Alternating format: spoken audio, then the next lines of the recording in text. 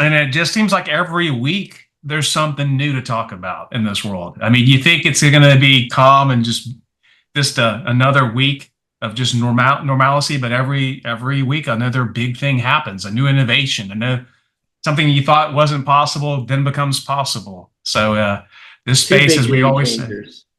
yeah, Two big ones this week. yeah. And I know there's one that we were chatting with before we got on that I think a lot of people are starting to get impressed with. So, what do you think about the first type? Take it, you're the one that brought it up to the table. Yeah, so there are two things that I think are really interesting that happened this last week. The first one is the new Grok from X. Elon Musk is out, so it's Grok 2 Yeah. now. So when you told me that Grok 2 is out, I'm like, when you Grok 2's out, like they're out, like they're just getting started. Yeah. So it's So that's what released out. just released. And the cool thing about that is they claim that it is a fully uncensored model. They also have an enterprise API for it. So we're going to have a lot of fun exploring that for a couple of reasons, but it brings me to a couple of thoughts around what it means to have a censored large language model and things like that. But you look like you want to say something first. No, I want you to unpack that. I like, so for the audience, explain that what that really means. You have, the current way of doing it versus just when you say uncensored, what's the business value? Why is it important? Why is it a game changer? Well, I think let's get a little philosophical first and then get practical with it. Okay. So the large language model is going to be as smart as the data that goes into it. And there are a lot of things in this world that don't make sense right now, especially. There are a lot of conflicting views about a lot of things where a lot of times you'll have a small minority of the population, say 1% or 5% of the people who are extremely vocal about something and have one opinion. That opinion may or may not be completely factually inaccurate, but you have then the 95% of people who are busy with things that actually matter, and they look at that 1 to 5% and say we totally disagree with you, but they don't stand up and say anything about it. And as a result, it seems like the 1 to 5% that hold a view are a lot bigger than they actually are. And we saw that a lot in the early days with Twitter before Elon acquired Twitter, especially around shadow banning, censorship, what could be said, what couldn't be said, and ultimately, not free speech. And, we're a country that's founded on the principle of free speech. Whatever you believe, you should have the right to be able to voice that opinion. That's how we have dialogue. And that's how we have contrast, right? Contrasting viewpoints on a variety of different subjects, and then discourse and dialogue, and the ability and willingness to exchange differing viewpoints and make a case one way or the other is how we advance as a society. It's how we advance the way that we communicate and learn. And it's ultimately how we determine which ideas are the right ideas, whether that's morally or ethically or any other kind of interaction, and which ones are not. And so I think that what we're seeing in this space now, and I'm very encouraged by the direction that things are moving holistically. We were down a pretty dark path as a society and as a world over the last couple of years with so many different types of censorship and limiting view positions that I think that was pretty unfortunate. But I see a little bit of a light appearing now, and it's coming in a couple of ways. So what I'm really thinking about when it comes to this concept of censorship as it relates to large language models is, if the large language model, you could think of it, at the end of our last conversation, we talked about how we as humans could potentially be, a physical, biological embodiment of a large language model, right? You come up from childhood, your parents feed in a bunch of data to you. It's how to act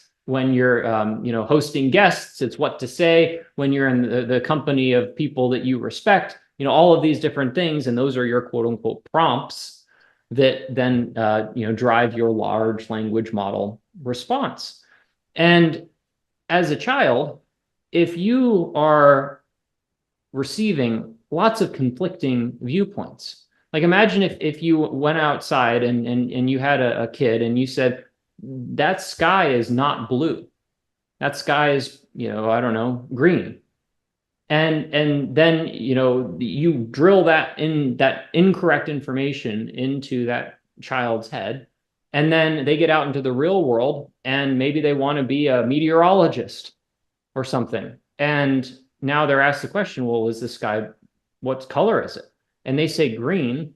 There's going to be a very significant interpersonal / mental conflict for that person as to what they thought they believed and what everybody else believed. And regardless of which one is true, that's going to create conflict and churn and distress within that person's brain, which can cause an inability to function, right? They're not going to get a question right. You could call it a hallucination.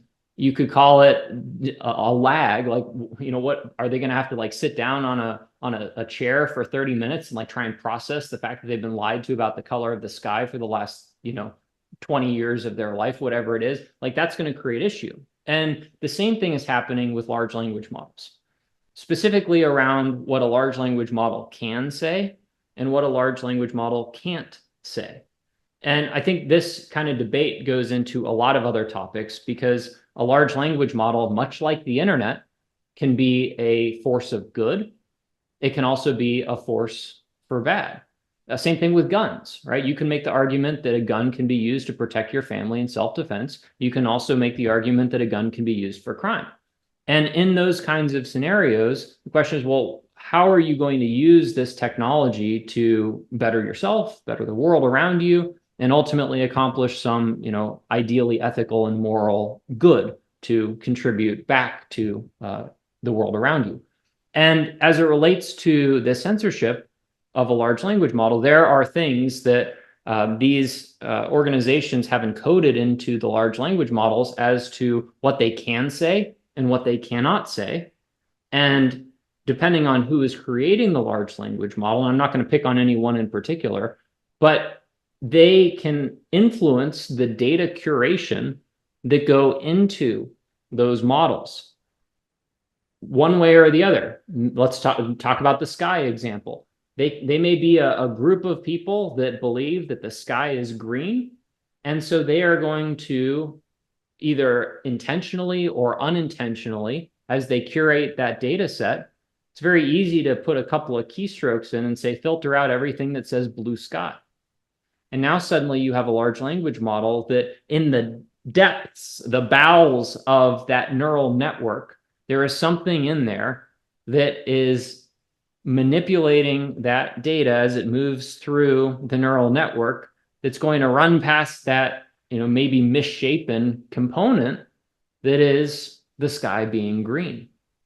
And what that can do is that can skew your results and the information that you get out of this large language model in potentially unanticipatable ways, because you don't necessarily know when or how that's going to affect any of your answers and how frequently it is, right? Maybe you've got 80% of your data talking about a green sky and 20% talking about a blue sky.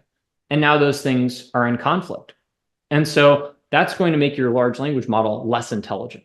So to round it out, and then I'm going to turn it over to you for some commentary and feedback. You have some thoughts now, and I'm going to challenge you back a little bit on this one. Okay, good.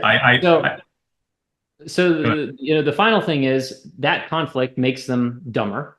But the other thing that it does is it also raises questions around what can be said by those large language models. Like, one of the things that people are doing on the internet today is they're posting quote unquote jailbreaks of large language models, and you can ask it to create recipes of drugs for you, or improvised explosive devices and things like that. And the question is, well, should somebody have access to that information through a large language model? And well, the question is, like, is that person motivated enough to find that information elsewhere? Because it's not like the large language model is making it up. It's coming from the internet. the data set, and all you're doing is prompting to say, hey, give me this instruction set for this bad, nefarious thing. And that happens to be, encoded into the large language model through the training of it. So what I think there's some opportunity here in a good way is the reduction in censorship has an opportunity to reduce some of that conflict and make a model that is smarter, and ultimately allow you to maybe do things with that model that are not bad or nefarious, but are things that you may not be able to do with another one. I'll give you one final example. There are certain models that are super capable today, but they are ridiculously over aggressive when it comes to copyright protection, to the point where I cannot create a slide that is my slide for my company and upload it and ask it to extract information from that slide. It will refuse to do it, which is ridiculous. And this is one of the most popular and capable models. It's a closed source model, by the way, today. And that kind of thing. And then there are other models that will take my image and they will do what I want with it. And it's like, what's the point of that really? Like, you're not helping somebody accomplish whatever they're trying to do. If they want to infringe or do something unethical, they will do it anyway. So what you're really harming is the people who have good intentions that just want the large language model to, recreate my slide from a PowerPoint screenshot into an HTML web page so I can send it to my client, because they want something they can click on instead of reading it as a static slide. And if they're not going to do it, somebody else is going to do it, and ultimately do it better. And that's where this whole, I think, open source thing is really coming to play in a good way. So that was a lot of words. Couple of responses to that. I'm a big fan, before I go into this, freedom of speech, freedom of trade, not suppressing people's voices, having our right to say what you believe is to be true. But I do think there's a fine line in when you have a system of AI that can, it can always be right, even though it's wrong. It could be telling you fiction. There's a difference between censorship and governance. Fine line. You got to have governance, because I don't want an AI trained on, if it's telling me fictitious information, I want it to know it's a fairy tale versus fact. And so there's a difference between the truth and who is the arbiter of truth. And you got to have that. You got to, the sky is blue or white or whatever you believe it to be. I do agree. You got to be also very careful, because you also want to have governance, because I don't know if I want my children to have unfettered access to what's out in the World Wide Web, even though some of it is hard to see. And like you just like say, there's a governance, there's control, and there's a responsibility there when you have an intelligent machine that can potentially tell you anything it's trained on. And you also have, to your point, I think you were picking up on the internet, this happened as far as the internet was becoming more radical left or right, and it was just based on the algorithm's biases. You got to also make sure it doesn't do that, that it's just a fact-based. It can tell you, both sides of a story, but are both factual. It's like almost, we have a chance now to bring back what I'd say the golden years of reporting. Remember, journalism. We need an AI that's just give me the news. Just tell me the facts. Tell me the information. I know I can trust it, and I know it's not making stuff up or was trained on some make-believe data set that was telling it's true. So that's going to be very important. So when I hear uncensored, it can't be unfettered. It's got to be governed. And I don't think that's what you're saying. I think you just said it's got to have access to their information. It's got to have governance, because we talk a lot about corporations dealing with hallucinations. You don't want your AI making stuff up and telling people false information or making them believe it's true. That's very dangerous. I know many corporations are scared to death of that. So you have to balance the censorship. Uncensored is good, but with right governance. And there's a lot of, I'll say it, crap on the internet that probably shouldn't train your AI on, because it may get a personality you don't really want to deal with. So it's just a fine line. I mean, and I know we'll solve it. I know there's going to be a lot of discussion where we are today, and in 5 or 10 years, we'll get to a happy medium. But I do think it's a good opportunity to open up the internet that, honestly, in some cases, you had to be very careful when you Google something.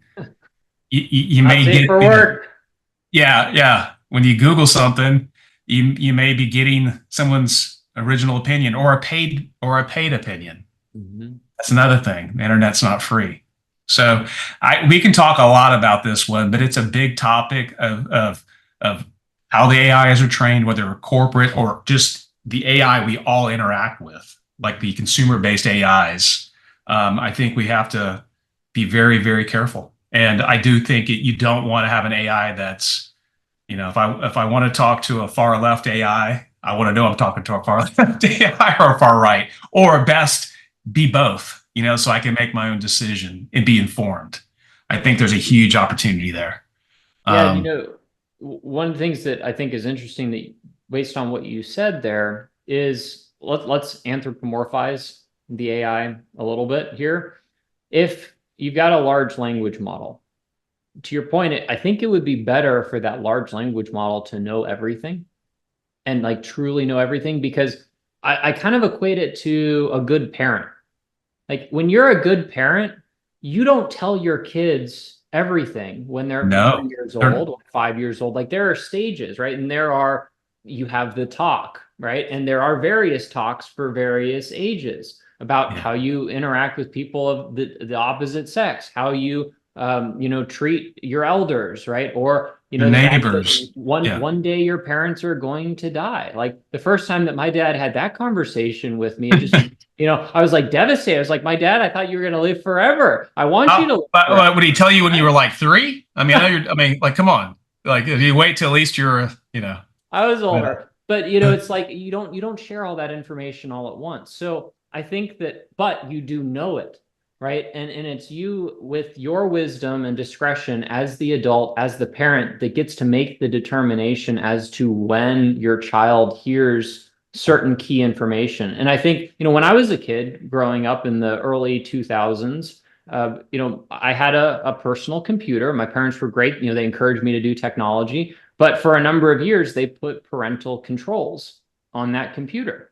And, to the effect of, limiting how much time I could do internet games. And there were certain sites like Apple at the time, I had an iMac, had a safe filter where it would just, they probably had some repository of all of the potentially dangerous and inappropriate sites out there. And you could just apply that filter. And then as a kid who's, just browsing unknowingly, you kind of keep you from stumbling upon that information. But it's not like it's not still out there. So if something is artificially blocked that shouldn't be, there were some games that I wanted to play, and my parents looked at it and they say, okay, that's fine. It just got it messed up. They could allow that information to proceed. And so I think an approach like that, especially if we're talking about children or young adults who have access to these large language models, to your point of not giving them everything early, but you're not filtering the large language model at the training phase. You're filtering it at the output phase. And it would simply Correct. say something like, this output has been censored because, your parents didn't want you to see this,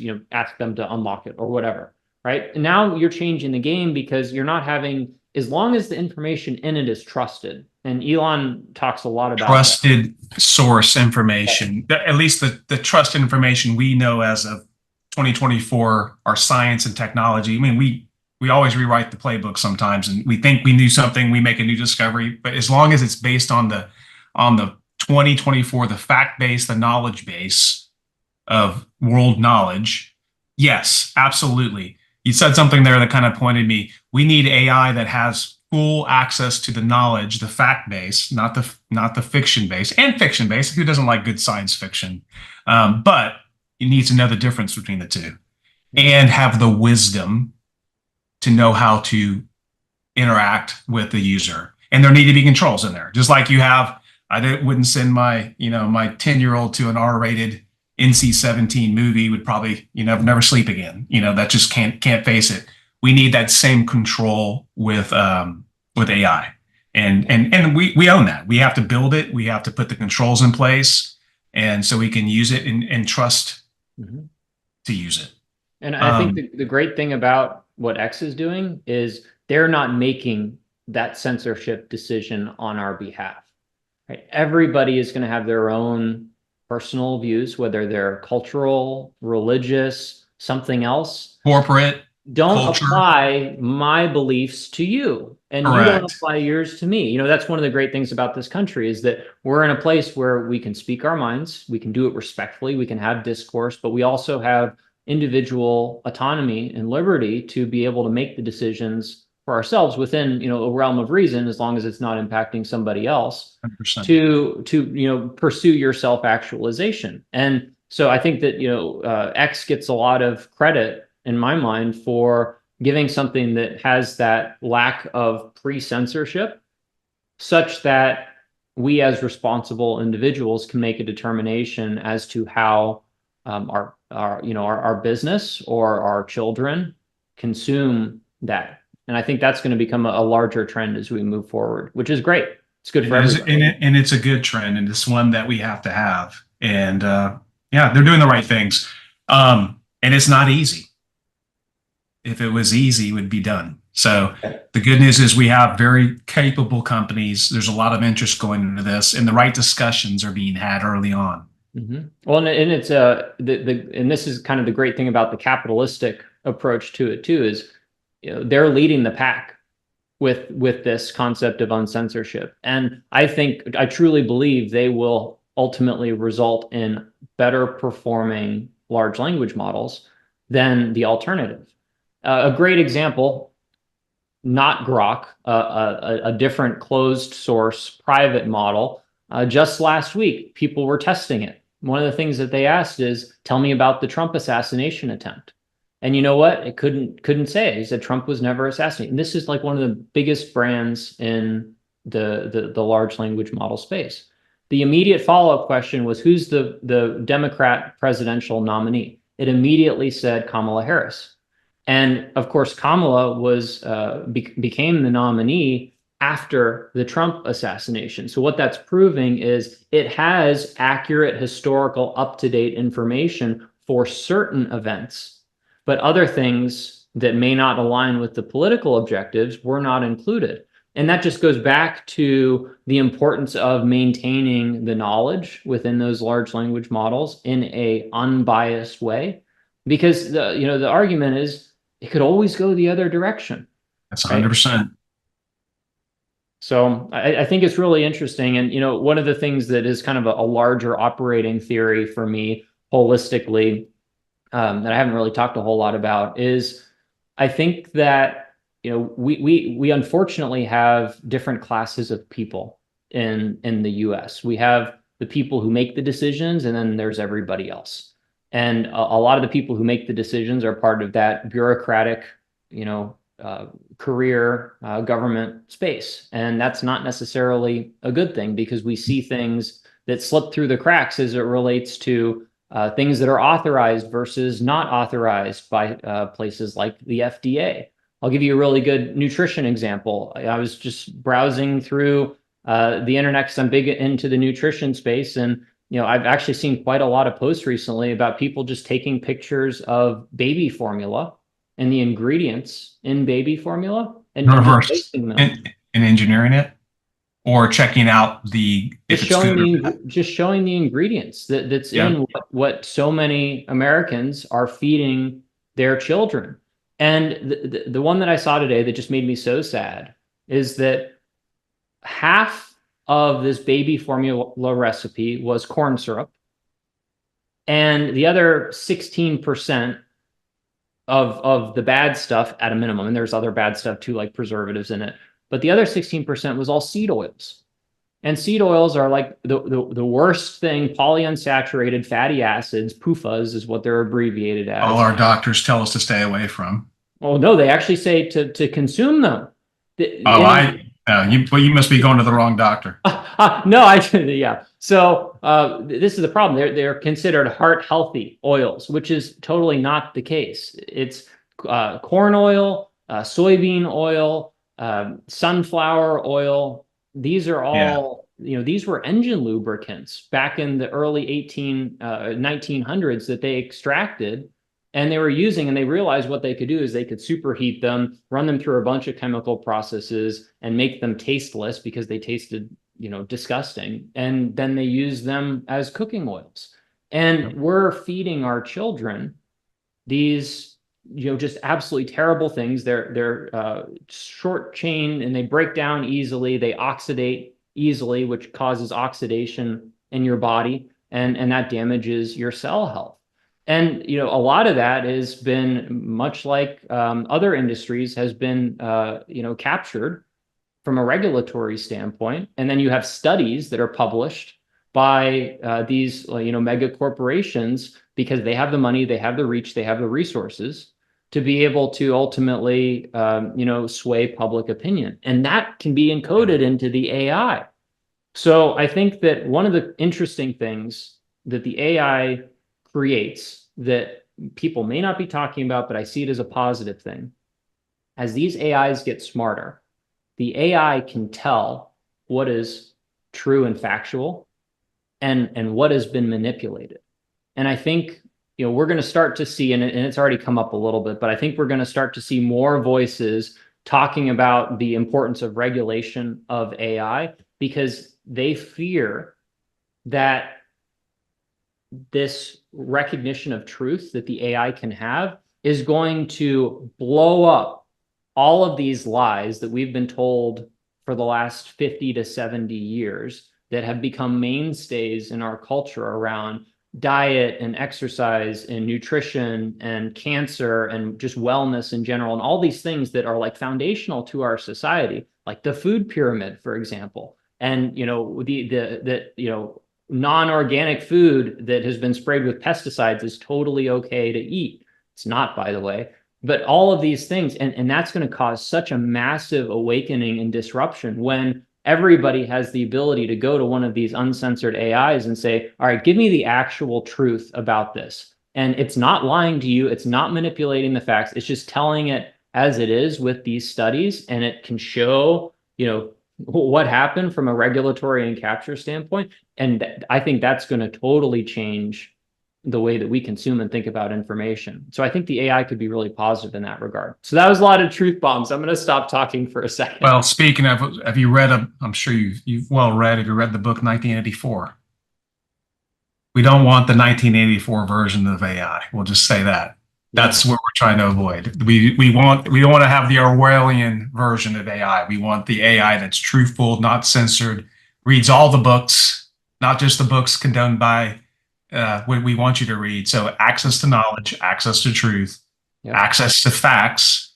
And we could use an updated AI version of the FDA. FDA needs a good AI to make sure that the foods and drugs and association that we use, and sometimes for healing, that we actually make sure we know what we're putting in our bodies, what we're feeding to our children, and making good decisions for the optimal health. I think there's a lot of good out of it. And that's a great example, is the ability to unlock truth and to hold governance over fact. I think AI can serve a great purpose there. And having every citizen having access to the truth and not what they're fed, literally fed knowledge-wise. You can be fed bad things, but also fed just not the right, both sides of a story. I think it's a great opportunity for all of us. And by the way, I think that these holistically as a society, I think people, 99.99% of people are well-meaning and well-intentioned. Your intentions are good. And it's unfortunate that, it's just being misled and having that pressure. And, you're taught something, so you pass it on to your children, and you think, and you truly believe it's the right thing. And you're doing it out of love and care with all the best intentions in mind. And then, 20, 30 years later, you discover, hey, that is actually not the case. And, it goes back to that crisis, the sky is green, the sky is blue. I plan on having that call with my kids in about 20 years going, hey, all that stuff dad told you, just erase that. It was all wrong. Like, I'm sorry. You can blame me. No, it's, you do stress as a parent, John, to make sure you're raising good kids and ones that think free thinking and make their own decisions. It's something that I think we need more of. Like, what do you think? Like, what do you think, and why? And we need the AIs and the stuff to give us that open discourse where we can make our own decisions and form our own thoughts, and not be fed, what to believe. You need to make your own thoughts and have freedom of speech. And I agree. within reason, making sure like I love the way our country is founded, freedom of speech, living pursuit of happiness, and just make sure, you obviously don't do no harm. You got to be careful to each other. I think there's a lot of opportunity to have AI, which we talked embedded in many use cases in both government, corporate, consumer, and it's going. We're going to have it. We just got to hope that it's the AI we want and the AI we need, not the AI someone thinks we need. Yeah. And I think the humans, I have a lot of faith in humanity. I know we're pretty good at sniffing out when something seems off. A lot of us have good, like that doesn't seem right. So I think together we'll get there. Yeah. One of the things that's hard to sometimes sniff out, and we've talked about it, and we keep talking about is that a real video, a fake video? And you're much better at, because your background in video, like you're like, oh, the shadows are off. I'm going, John, I would never look at that level of detail. I'm like, it looks real to me. If I'm watching a speech, I'm not looking for the shadow in this, and like I just saw the original. Does it have 6 fingers? Oh, that might be AI. But they're getting pretty good now. We keep saying, was it going to be 18? I mean, they may be beating our projection here on video quality. What's the best one you've seen thus far? There's a lot out there. So there's a new one that has come out for image generation this last week called FLUX 1. It is FLUX. An image like FLUX. Okay. I mean, people are going to go check it out after they hear this. FLUX. Yeah, okay. You just go to X, type in FLUX. There are thousands of posts of people putting really incredible things up. So the thing that is really interesting about FLUX is the ability to generate like truly believable photorealistic people that look perfect. And, we'll put up some images of a couple things, but, I think that this kind of technology it's moving so quickly, and there are so many potential use cases for this, both in the positive sense as well as the negative sense. But it just goes to show like the power of where this technology is going and what it means from a creativity standpoint. I mean, the interesting thing about FLUX is it's also open source, which I think is a tremendous thing for the world holistically, because you're not centralizing that power with any one viewpoint or responsibility. I think there are definitely going to be people who misuse this technology, and we'll talk about a couple of considerations that I have there. But there are so many people that can really make a great thing out of this technology. And you'll see through some of these images that, I mean, the quality and the artistic control of what you can do, and you can actually fine tune the model on your own likeness. So think about the potential for things like actors who can't be in movies anymore, or you want to have an older or newer version of that person. You can now suddenly take all of the information that you have about yourself or the person who authorizes your use of their likeness, and you can put that in, and you can start creating new images that are like, you can put in things like Polaroid camera or 1990s or, nighttime image, whatever it is. And you can get to an enormous level of detail to the point where you couldn't tell if this is, something that was actually taken by somebody in the 1990s with a flash Polaroid camera, or if it's something that was generated by AI today. So I think it's so cool to be able to have that kind of capability, because, I'm not a big fan of the whole social media and influencer thing that's going on today, but, you can make a lot of money if you are one of the few that have brand deals and things like that. And now through something like this, you don't even have to go beyond your computer. You can simply take all of your old photos of yourself. Maybe you're representing a clothing brand or something. You take images of that clothing brand and you put them in with that. You generate the outputs, and here's your new brand influencer set of photos for that brand. And you didn't have to spend 2 or 3 days on a shoot. The interesting thing, you mentioned that having some deep conversations with my children, and saying, "What do you want to be when you grow up?" Talking about that. And when I grew up, you would never say, "I want to be a YouTube star," but that's a thing now. Yeah. I mean, like they see they're like, "Oh, there's good," and he was trying to explain. He explained to me my young child about how much money they make, and I'm like, yeah, it's because they have influence and it's brand and it's ability to, it's like modern day, it's a different version of what television and the ability to have the impact. But he was locked and loaded on this, like, oh, I think we can do this as a career. I'm like, well, I mean, I didn't want to say like, hey, not everyone does well in this. They do, the ones that do very well do very well. But it's fascinating to think that we always talk about job creation and people, oh, AI is going to change jobs. And yes, it's going to change jobs, but it's potentially going to unleash new professions and provide so much more in the hands of my children to build and create amazing things. And so I always try to be on the optimist side versus the pessimist side when it comes to new technologies. I know there's a lot of fear about it, but yeah, the one thing I was thinking about, if it gets so easy, if you have a voice and you're creative and you're camera shy, you can be amazing on camera with a great script. And training an AI going, wow, look how good you are. You didn't stutter. You didn't say, you're just so natural. And I guarantee you there's going to be that future star that you won't know that a lot of their videos weren't actually them. You can't tell. Yeah. It's their voice. It's their script. But they're going to be like, man, you must practice a ton to be that perfect on camera.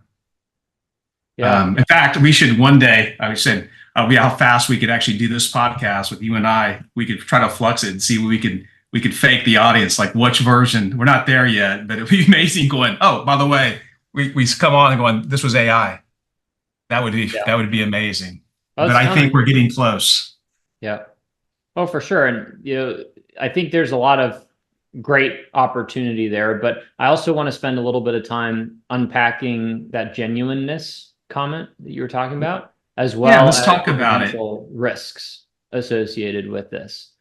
The positive is the ability to bring your likeness at scale with perfection and clarity of message and just be your best version. I see a lot of that, especially in the world of video production.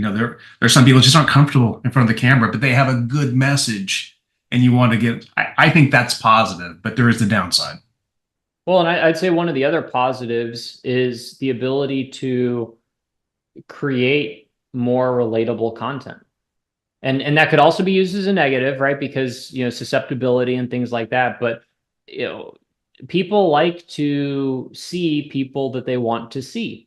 That's whether, right. You have a preference on age or race or gender or whatever it is, there are certain things that people like to engage with more. And being able to personalize that content, I think is very powerful in communicating and elevating your message to reach additional people. But on the same side, one of the other scarier things is that these models are getting so good that we can now do things like they can actually generate text. And I was playing around with this before our podcast today. And not only can they generate, like computer proper font text that, looks like it's TypeScript, it can actually generate handwritten looking text. Specifically, if I had like a piece of paper. Like your signature. Like a signature, or you could I don't have a thick marker that would come up on camera, but if I wanted to write out my social media handle or something like that, or, put the date on this and sign it or something like that, where you could use that as a photo validation that the person is actually who they say they are. I'll give you a good example. Online dating. There are so many bots and scammers and catfishers in the online dating space. I don't know anything about that, John. I've been I know, that's why I'm educating you. I've been off the market for many years. And as I tell my wife, we've been married as of recently 28 years and we go in a row. We're sequential in that. And we plan to keep that. But yeah, I've heard nightmares, but it's terrible. Absolutely terrible. And it's really sad because there are, so many people out there, both men and women, who are lonely that would love to have a partner. Yeah, real connection.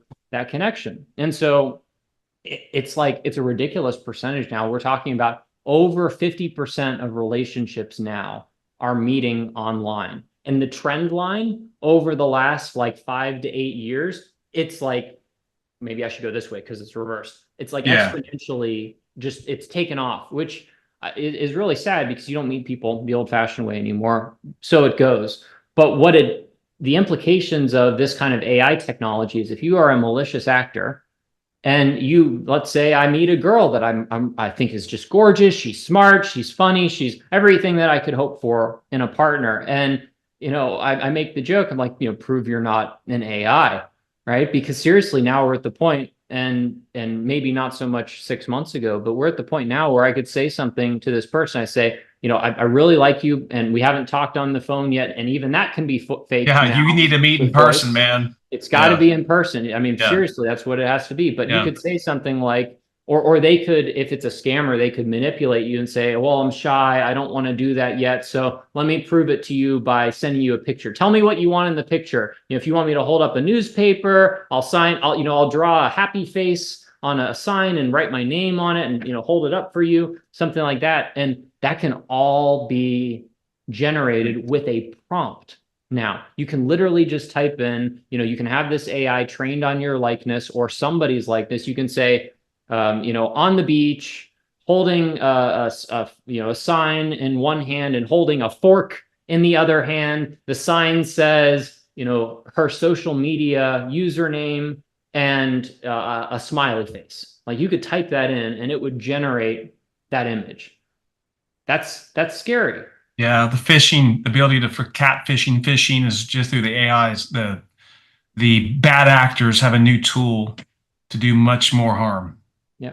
Back to the whole thing. I'm going to take the positive view though, because here's what I think is going to happen. It's going to cause more people to unplug, and because you can't trust any of this stuff anymore in that sense. So what it's going to do is it's going to cause people to go back to what they know is true. You said it immediately. You got to meet in person, right? Yes. So, I mean, we didn't have you go out, you meet, you socialize, you connect. I mean, that's the, you date, but but it's funny you mentioned that because I've had some, will not name names of people I know that have gone through and they're like, of older age going, that's just the way you do it now. I'm going, that's so bizarre to me. But it had been a very, and it was intended for good. I mean, if you think about why those were built, it was to cut through the, just to get to make a match, like a modern day. But I agree. I think it will actually have a healthy aspect where people will go out and connect in person. Mm-hmm. Like you said, we talked about, will the AI give us time back to be a little bit more human versus so in our digital devices, watching, consuming, because it's too easy. Get up, go out and be a creator, connector. We need to get back to that because it's too easy to sit at home and kids, whether it's video games, virtual, which I love video games. I love video games. But you got to get outside and you got to go experience life. So I agree. I think there could be some positive for that. And just having AI be able to come with you versus do I have to look at a device all day? I mean, go out now. Everyone's locked at their phones. Walk around outside and you see people just staring at their device. It's sad. And then I look over at me and I'm doing the same thing going, wait, I just want to leave without my device sometimes so I can connect and participate in society. Mm-hmm. So hopefully I'm hoping that AI allows us to not be so entrenched in our digital worlds. And so we can live and experience life as it's meant to be. Now, I'm going real philosophical on this one, but because I worry about my children. You see a life of when I'll consider I was very fortunate not to have easy access to computers. Like you used to have to work to have a computer back in the day. Like it was tough. It was one device. It wasn't connected. It was a tool. And then it became entertainment. And then video games, and television, Atari. Loved them. It was awesome. But we still went outside. We played sports. We interacted. It was just a diversion. Now you have people that they're so immersed in these games. I worry about it now. And I know they're okay. You know, they're good for you and they make you competitive. But I'm a big believer that we're here to live our life and be with people and be out in presence. So for those that are introverts, and I go back and forth, people introvert, they think I'm an extrovert. I like to spend time with people. You've got to get out and spend time with people. It's just how we're wired. So let's hope that these tools that you can work faster, create faster, build to get you outside, to have time to go do dating, to meet people in real life, and not spend so much time working on the TPS report you got to deliver for your boss. Get it done, move on, and go live your life. The other thing that we talked about, and it's something we go back and forth. We talked about the Zuckerberg effect, about open source, and it's interesting to watch this play out again. But you have a strong opinion on this, and I think it's good, right? You need to have an opinion on this, and you need to believe in it. And I think you're right. But this whole, I got a great technology, I want to control it. It's amazing. It's a game changing. When does it? So let me pause it this way. I'm gonna spin it. When does it make sense to open source versus have a competitive IP advantage? Think about that one. That's a good question. Yeah. So I think about it a lot too. Yeah, because you're like, give it away, but wait, I kind of helped build it, pioneer it, and back into capitalism. I want to I kind of go, but there's a fine line. When does it make sense to be open versus I built the technology, I want to sell it to the world and make money on profit on it. You can say open everything up. So take that one from me. When do you think it makes sense for an open technology versus a closed one? So I'm going to put on my, there's this thing about like the branding around conspiracy theorists is that like most people think of the word conspiracy theory as something that is crazy or way out there. But if you just look back at some of the most common ones over the last 20 years, they ended up being true. It's just more of a question of at what point in time are you looking at that person's commentary versus what time it is now. Chances are there's something that's going to be factually accurate and justifiable. And lots of things have come out that were claimed to be conspiracy theories for years. So I'm going to put on that hat for a second. And there are a lot of discussions that have come about around global entities that have a vested interest in certain technologies not getting out there.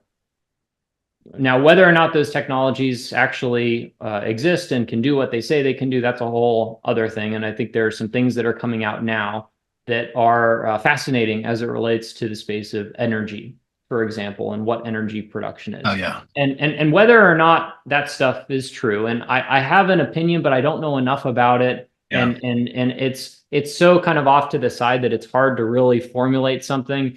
I think probably in the next 5 to 10 years, we'll be at a point where we're like, all right, this is actually a real thing and this is validated. And, I've seen some validation, but it's still fringe to the point where, I don't want to talk about it too much yet. But there's great podcasts with like Joe Rogan and Randall Carlson and a couple of other people talking about some of these really fascinating energy sources that can improve the efficiency of like gas-powered engines, for example, and by a lot. And that some of them may have been created back in the 60s. Yeah. So you know what I'm talking about. Yeah. So, and the audience members are like, go watch it. It's fascinating. It's fascinating. Even if you don't believe it, like, yeah, if it's any fact true, it's eye-opening. But you're right. I do agree that give it a couple of years, that usually things that were suppressed, you'll always see the light of the day. So, with that kind of concept in mind, I think that, if let's just say that technology or something related to that is 100% true, and we're not there yet, but let's just say that it is, that would mean that over the last, couple of decades, there has been a coordinated effort to censor, quash, and silence people, even by assassination of these inventions, because they kept them closed source.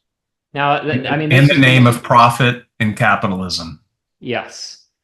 Now, I mean, that's going to probably sound crazy to a lot of people, but I mean, that's okay. That's fine. They can think what they want.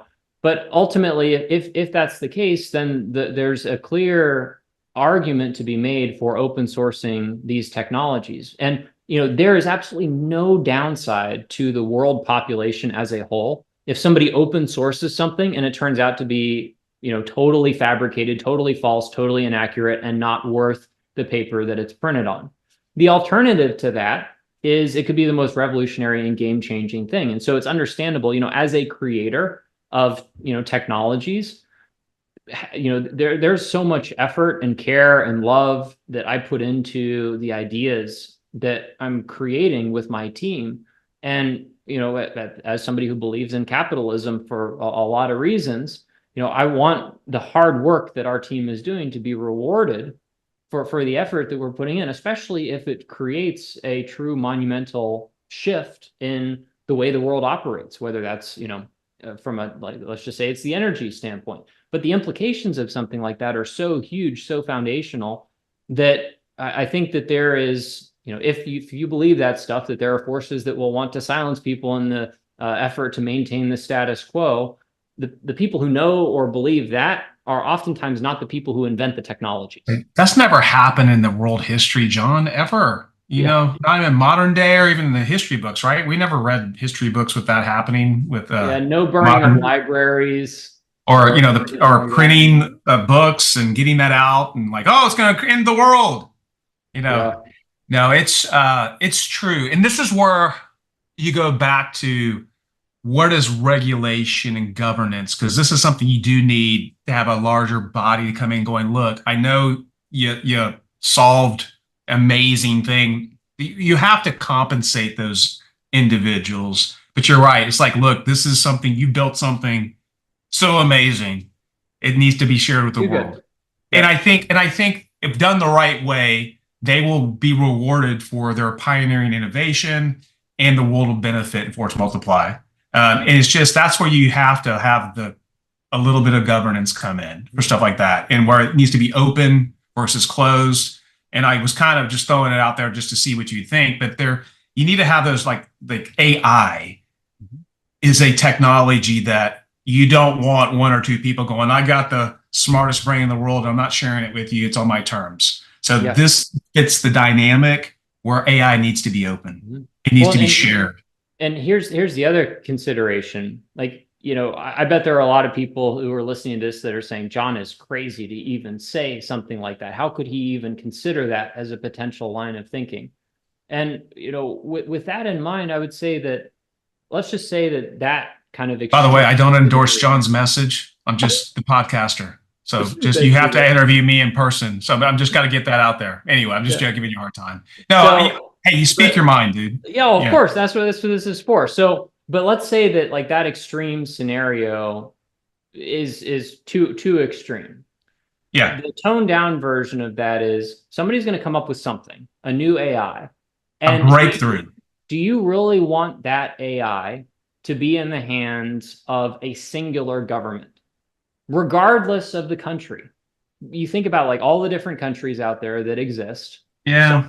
Some are, maybe proposed to be a lot better than others. There are, differing views on who's better and all that stuff. But, I think that there is so much risk. If it's the US that has this singular AI technology, we're of course going to use that to win out over our adversaries. If our adversaries have that technology, they're going to use it to win out over us. That's not good for anybody. I mean, that's effectively a nuclear war, scenario, and that can be really problematic. And so the case for open source is by open sourcing any of these really foundational game-changing technologies, you are putting it in the hands of the most well-meaning people. You are also putting it in the hands of the bad actors. Yeah. But you're putting your faith in the fact that there are going to be more people that use it for good, and there are going to be more people motivated in securing the risks of that than the alternative from a negative impact standpoint. And so, that same concept can be applied to even some of those crazier scenarios. Like if we were able to create, engines that have no emissions or free energy or something like that, right? That would demolish the oil industry. That would kill, hundreds of thousands, millions of jobs. It would totally change our healthcare system. It would change our financial system. It would change But the environment. I mean, remember when we all had to go homes and just we spent a few weeks without just running factories and stuff. It was kind of crazy, just emissions in general, right? but There was all a of there those were, kinds of it happened pretty fast. Like it didn't take a lot. Well, you're like, hey, yeah. everyone. It was kind of understanding how fast we can make an impact or a false multiply change on our natural environment. So So all those impacts and the benefits of it, that's something that would be put in the hands of a large group of well-meaning people across nations, across the world, across cultures. And yeah, it would definitely cause disruption. But we look at this AI thing. We claim this AI thing is causing disruption. The last 3 or 4 podcasts that we've had have been talking about how slow the disruption is while it's also moving fast at the same oh, time. it's moving fast. I mean, but it's moving faster than any disruptor we've had in history as far as technology. For But sure. it's still slow. It's not going as fast as people fear. Like you're not left behind. It's just getting we're in the early innings of this transformation. I do think people oversimplified how easy it would be to adapt and adopt AI in corporate. Yep. It's not that easy. The AI is not going to solve it for you. That's got to be humans figuring out how to implement it the right way. The technology is also not new. It's been worked on in academia for years. Mm-hmm. It's just now we're starting to crack the code on how to do it at scale and actually get it to actually contribute.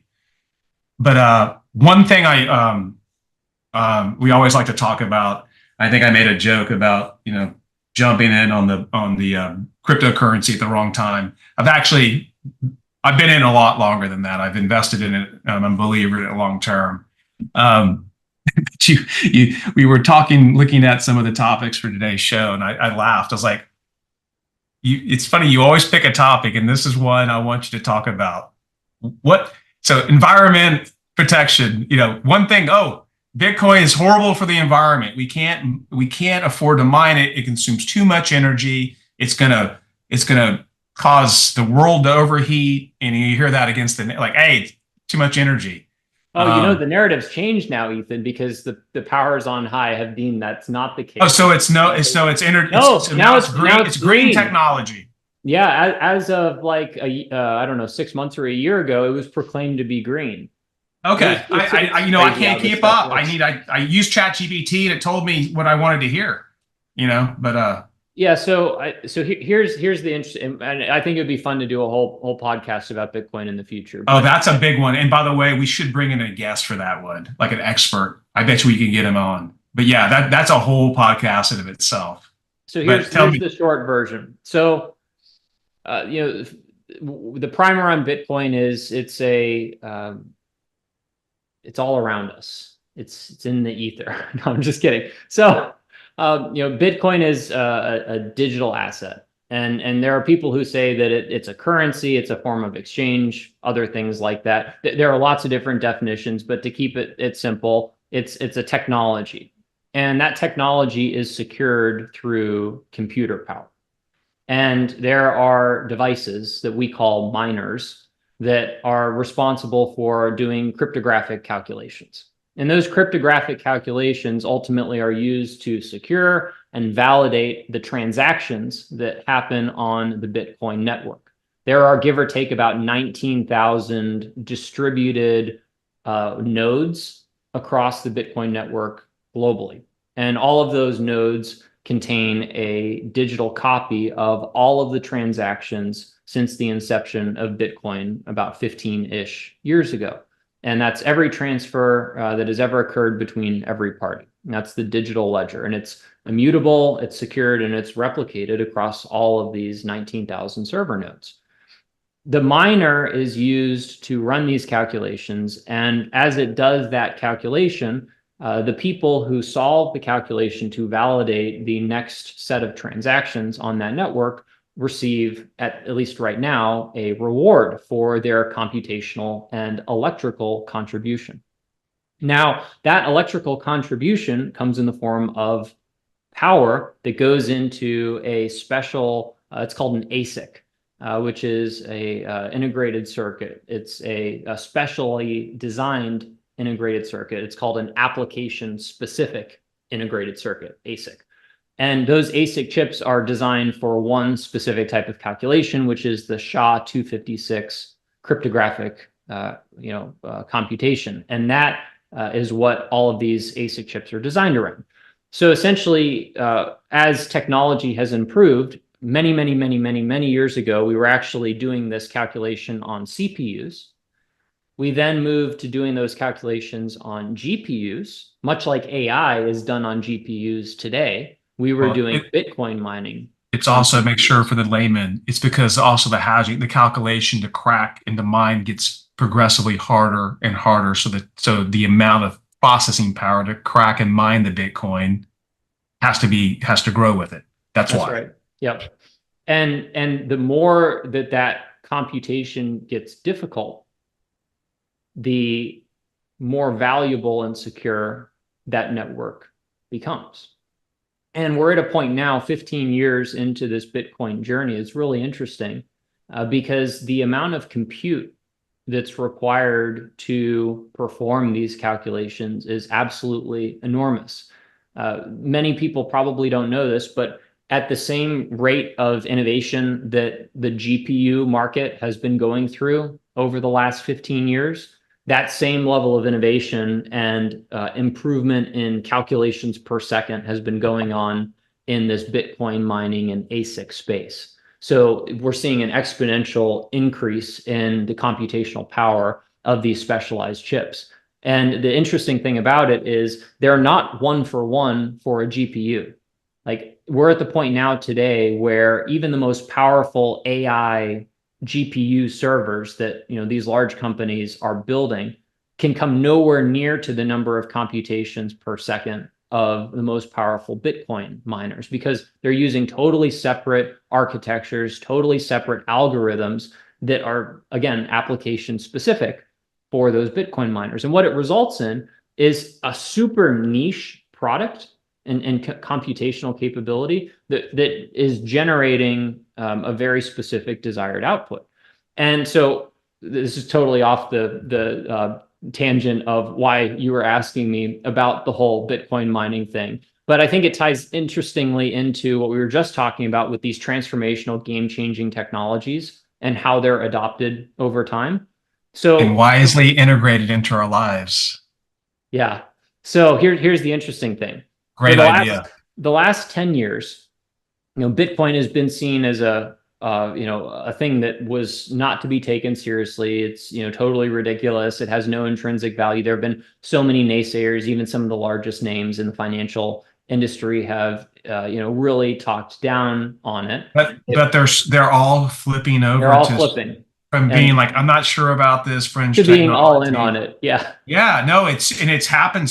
It's only happened recently. It's been in the last year, really, in the last 6 months since the ETF came out, because now they can actually monetize it. But that's a whole other story. Oh, yeah. But I think the interesting thing as it relates to this Bitcoin and the mining is that when you create the chips that go into these miners, those chips consume a huge amount of power. I mean, we're talking about sometimes you can have something the size of a desktop computer that can be drawing like 5,000 to 10,000 watts. A lot. It's more energy than the largest GPU servers are drawing.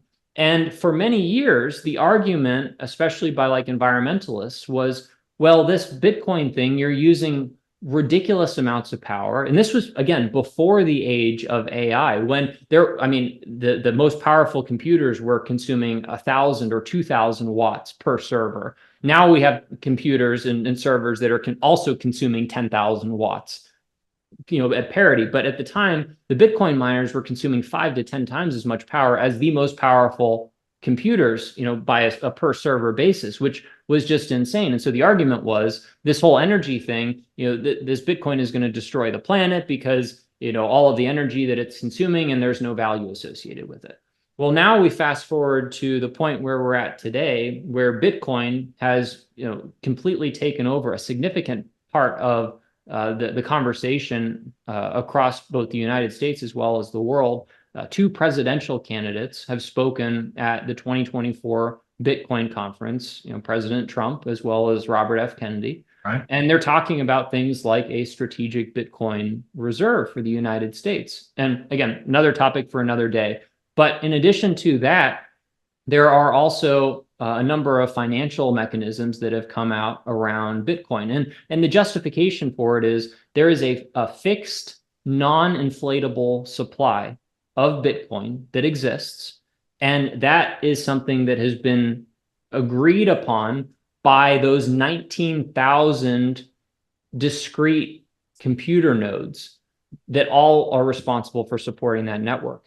And unless you get a significant portion of them to agree to increase the supply, which, by the way, would dilute their own holdings, it's not going to happen. So effectively, it's never going to change. It's the only asset that can be moved digitally, that is non-inflationary, that can be exchanged anywhere in the world because it's effectively recognized universally. You can take your Bitcoin and exchange it for US dollars. You can take your Bitcoin to El Salvador and exchange it for pesos. You can take it to China and exchange it for yuan. All of these different currencies and all of these different things, all these different people see value in this immutable ability to exchange energy, because ultimately money, our financial system, is all based around energy. And as this increases in adoption, and we have things like the ETFs that came out earlier this year in the United States, there are now ETFs that are coming out in Hong Kong and some of these other large countries. That is going to increase the value and the ability to exchange Bitcoin because it's becoming more desirable and more accessible. So what that really ties into is, it's an adoption curve, right? This has happened over the last 15 years. We went from this is the worst thing and the stupidest idea ever to this is going to kill the planet to now we're at the point where people who were naysayers before are endorsing it, like Larry Fink. We have some other prominent financial leaders who are also talking about it. But, the humorous thing. Well, Bitcoin was considered a conspiracy. Yeah, that too. So now, now we've got all these people who were, with the environmental movement that are now saying, hey, this Bitcoin thing is actually good for the environment. And I'll tell you a couple of reasons why, which comes to the end of my big long monologue here. Bitcoin, mining it, produces heat because you're running computer components that produce a ton of heat, right? That 5,000 to 10,000 watts of energy, electricity that goes into a miner, that is produced and dissipated as heat. That's an enormous amount of heat. What that can result in is we're actually now seeing people who are heating their homes with the Bitcoin energy from the miners, which is a brilliant use case, or the coolest or warmest thing. Yeah, the warmest thing, right? Yeah, there are some climates where, man, nobody likes. I don't like to be cold, but how cool is that? It's amazing. I saw the same thing. I even saw there's some establishments, some entrepreneurs that are running and heating their businesses through miners. Yep. And I'm like, brilliant. Now, why would you do that? Well, there are a couple of reasons. So the first fascinating thing about this is you have to, like in Texas, it's very hot here in the summer, right? We hit 110. Yeah, we don't want to, that would be not a good time to mine right now. But in the wintertime, we do not do good in the cold. So, our coldest, we get down to like 6 degrees Fahrenheit now, which is, very cold for us. But we most of the time stay in the 20s, really, 30s and 20s through a period of like 3 months.